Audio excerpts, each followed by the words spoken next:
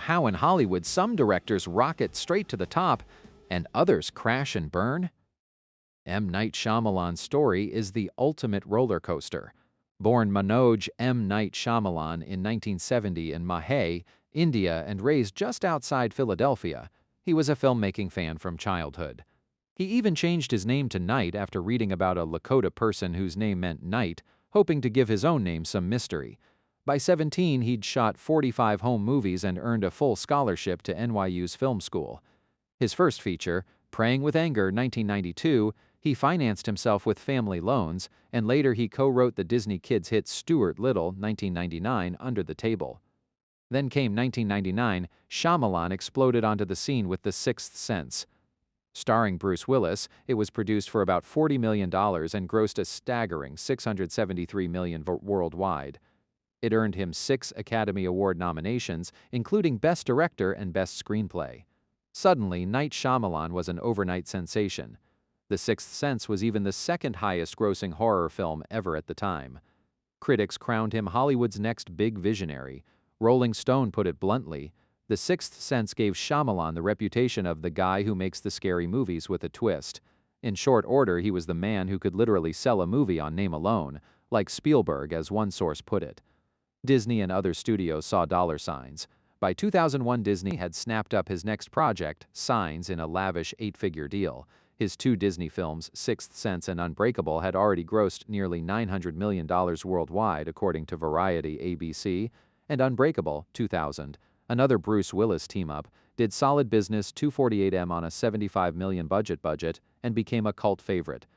Then came Signs, 2002, and The Village, 2004, each with big twists and big box office. Signs, with Mel Gibson, eventually made over $400 million globally, and The Village, an old-timey thriller, made $257 million on just a $60 million budget.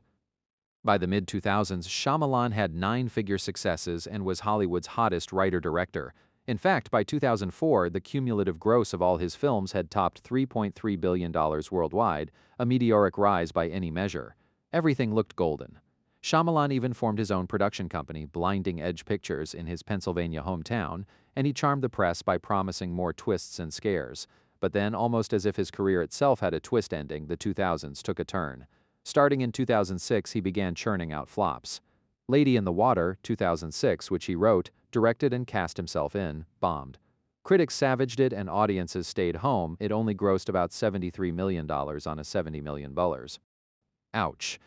Next was The Happening, 2008, a weird plant kills people eco-thriller. Reviewers hated it. It sits in the teens on Rotten Tomatoes, though it did make $163 million on a cheap $48 million budget. Then came the worst of all, The Last Airbender, 2010. Fans of the beloved cartoon cried foul and critics pounced. It's regularly listed among the all-time worst blockbusters. Even though it pulled in $319 million worldwide, the $150 million production gave studios heartburn, and by 2013 his After Earth with Will Smith and son Jaden was the final straw. It grossed only about $60 million domestically and earned 3 Razzie Awards for Worst Picture and Worst Director. By now, M. Night was in the doghouse. The once celebrated storyteller was lampooned in pop culture. Shyamalan's stuttered denouements became the punchline of late-night monologues. And even his name became a running joke, Shyamalan-ding-dong, etc. Critics and blogs openly wondered if there was a bit of racism in how harshly he was being treated for just having a funny name, but they more often pinned it on his own swagger. They pointed out that Sixth Sense Unbreakable Signs Village had set impossibly high expectations, and when Lady in the Water through After Earth all cratered, he plummeted from grace. One Guardian critic even asked if the Indian-born director was held to a different standard than his peers. His confidence, once an asset, now looked like hubris. Hollywood largely gave up on him. Big studios wouldn't finance his thrillers anymore. By 2014, people assumed Shyamalan's career was over. But he did what any underdog would. He went independent. Teaming with Blumhouse, the low-budget horror studio, he quietly shot The Visit 2015 for just $5 million. No press junkets, no pomp, just a creepy found-footage chiller about strange grandparents. To everyone's surprise, The Visit exploded.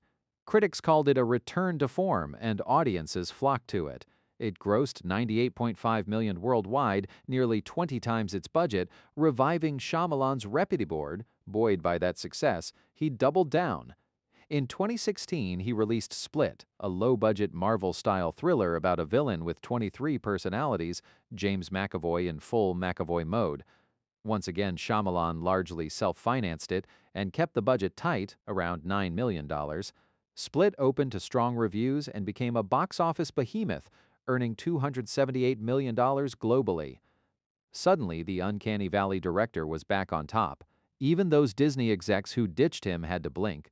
Split was Blumhouse's highest-grossing film to date. Shyamalan rode this wave into 2019 with Glass, the long-awaited sequel that crossed Split with his earlier Unbreakable. In a telling sign of how far he'd come, he took out a mortgage on his Pennsylvania home to fund it, so he'd retain creative control. Glass earned about $247 million worldwide on a $20 million budget.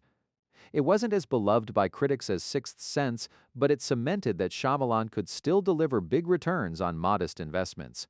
In 2021, his beach thriller Old, PG-13 horror about a rapidly aging beach, was a modest hit. Knock at the Cabin, 2023, a pandemic-era thriller starring Dave Bautista, did okay too, about $54.8 million worldwide on $20 million. Along the way, Shyamalan branched into television. He was an executive producer and co-creator of the Apple TV Plus series Servant, 2019-2023, about a grieving couple and a sinister nanny. In 2025, he even won a high-profile copyright trial over Servant. A jury unanimously rejected claims that Servant copied another filmmaker's movie. That victory quietly capped his comeback story. The director, who was once derided, was now vindicated in court. Through it all, Shyamalan's personality has remained the same: bold statements, steadfast belief in his vision.